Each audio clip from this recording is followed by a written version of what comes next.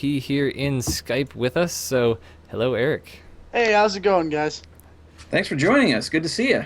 Oh, good to see you guys too. You guys actually just caught me while I was doing a Clan War cast. Oh, wow. I Yeah. saw. Well, sorry if we're interrupting. Oh, no problem at all. You guys are more than willing to interrupt if you want. Well, we do if it's okay. No worries, no worries. All right. So, how did your team feel entering this matchup? Between SCA2 or SCAB team, I believe you're That's talking about. correct. Yep. Yep. Yeah. Um, we came into that one. I feel like a few members of it felt overconfident. However, there's a lot of people that realized there could be some very serious threats in SCA because SCA is an extremely good team, and they don't take clan wars, they don't take competition lightly, and that's why we like to play them a lot. We've played them in so many clan wars back and forth that we kind of really know each other in a sense. And as you've been into this series, what factors did you consider when deciding your player lineup? I mean, this series was extremely close, as we've seen from a lot of series. So, as you see, a player comes in, wins a couple games. How do you decide who you send out? Well, it really comes. That's always a situational question. I hate giving an answer because it's all about situations. Yeah. It really is. Well, that's a good Um, answer. it is. I mean, you can't really just go and say, okay, we're going to set this person up and then this person and this person. Um, for OD, a lot of members, we try to be adaptive. That's our biggest thing. Adapting gives you an advantage. And like I said, we've played each other so many times back and forth that we try to adapt to the opponents that we do know. So if we see a familiar face, we realize, hey, they might have a weakness with this matchup. They might have a weakness with that matchup. We try to pair them up. It doesn't always work like that, but with the talent that Overdosed has, as well as the talent that SCA has, we knew any matchup we tried to put against another or each other, it was going to be a very difficult one to win. And we I don't think we really truly have an ace, as some people do say in OD, because I think each member can really step up in that lineup that we put. They can really, really step up and take games. Like, for example, Marco 5, he ended up winning, I think, 4 games in a clan war at one point in time, almost got an all kill, and then it was cleaned up. And he did phenomenal, and nobody expected it. Nobody at all. But for us, I try to shorten the answer because I'm talking too much. Oh, feel free. For us, we looked at it as um, more of a we looked at statistics, but we also looked at how familiar each other is with their game, because we knew it was gonna be a very familiar matchup. We play each other all the time, so we look at in the past and stuff who's normally good against who usually has had a little bit of an advantage against who in the past, and we try to match them up that way.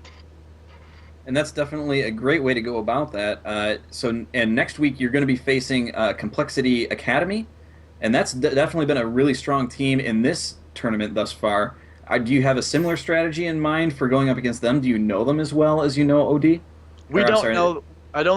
Well, I know OD quite well, but Yeah. we don't know them actually very well. I would say I don't think we've done any clan wars as of recent memory with them.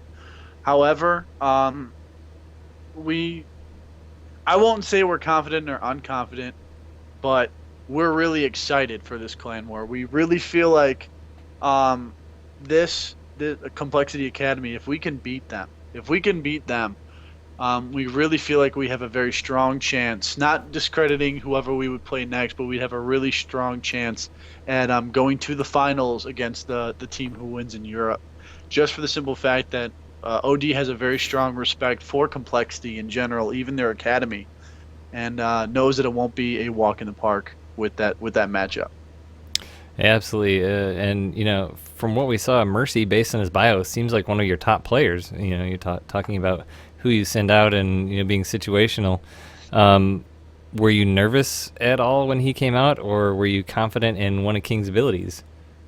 Um, well, I can tell you from two perspectives. As a caster perspective, I completely distance myself from biasm. I try to make sure that even though OD is my team and I love those guys to death, I make sure to call it even. So I have to distance myself from that. Now, with that being said, Oh, you do. I mean, I don't want to be biased and be like that guy's map hacking or that guy's doing this. If he was, it's gonna get. You're gonna figure it out. But Frieza just mentioned here too that Mercy hadn't slept for 30 hours and was scared when he got sent out. yeah, Mercy is um probably one of the players in Overdose that I probably the player in Overdose that I respect the most. He's a very good mentor, a very good person in general. Because you get people who, and I mean you can call it trash talking or not, but you get some people who are BM and they do it just because, and then you get people who are just really jerks. And Mercy's probably one of the nicest guys you'll ever meet, who's willing to help anybody with anything, especially even with matchups and coaching and stuff. But whenever we send up Mercy, we actually used to have a little bit of a running joke. We would just say no mercy on him because he used to be, and I still feel to this day he is the ace. I don't feel anybody in our lineup is an ace, but if you forced me to pick somebody, it would be between One King and Mercy from what I've seen, because I've seen both of them play quite a bit. D9 is a really strong player. I feel like he can be an ace as well. That's why I don't like saying there's an ace in OD. There's not. But with Mercy, we were nervous just because he was rambling a little bit when he was typing and stuff, and we couldn't. Some of the stuff he said a little bit didn't make sense, and it's a language barrier thing, but I think it was also exhaustion. But a little known fact about him, I believe he used to be part of Clarity Gaming.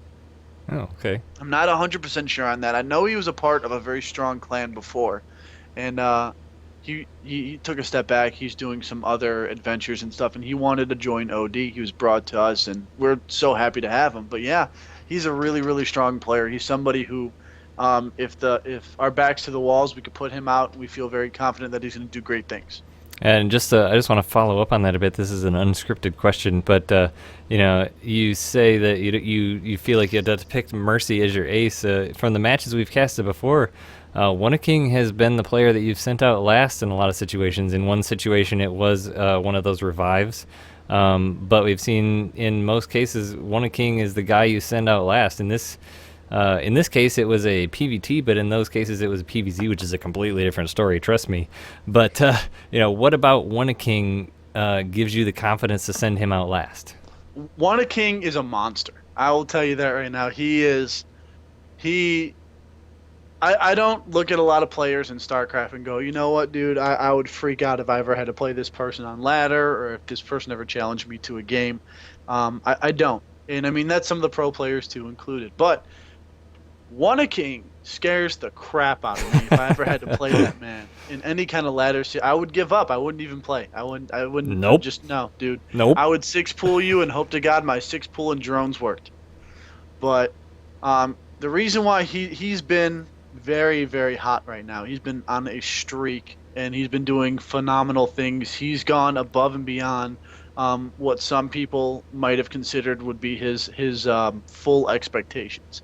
But that man, if I were to guess and predict something a little bit, I feel like he is almost at, if not already at a pro level. He is that good. He's been playing great. He's a wonderful mentor. He's a good person as well. I've gotten into arguments before on him when it came to balance, but I'm Zerg. I gotta complain. Well, I'd complain if I was complaining if I played Zerg against him also. No, not against him. It's just in general. But he's a phenomenal player. He is one of the heart and soul members of Overdosed. Great. And well, there's not a lot of them, but yeah, I won't say a lot of them. There's not a lot of people who really, like, when you hear Overdosed, that name comes up. Yeah. That's one of them. Well, thanks for that. We don't want to make you give out too much to help your other teams out, but thanks for talking to us about some of your players. That's really cool. Oh, not at all, guys. You guys have a good one. Actually, we're finishing the stream up. Are you guys done with your casting, or are you doing interviews? No, that's about it. So we just wanted to give you an opportunity to give out any shout-outs that you wanted to give, and we were going to wrap up our stream. So we definitely encourage anybody who's watching and wants to see more StarCraft action to check out the End of Overdose stream. They are definitely some great players, as you've been able to see tonight, and you can see them do some more great things on a VIP stream. Yeah, I wanted to shout out Nukem real quick because he got upset last time I didn't shout him out. He said, "Hey, dude, it hurt my feelings." Shout out everybody in OD. You guys are just phenomenal to cast. And also want to give a shout out specifically to Frezio, who's been a great manager and kind of holding OD together and helping them expand in the right way. Shout out to Livemouth for recruiting players such as Mercy and stuff, because he was actually the one who recruited them. And we're about to finish a clan war up on my Twitch, twitch.tv/itsvip if you guys want to check it out. I keep spamming yours, by the way, in mine.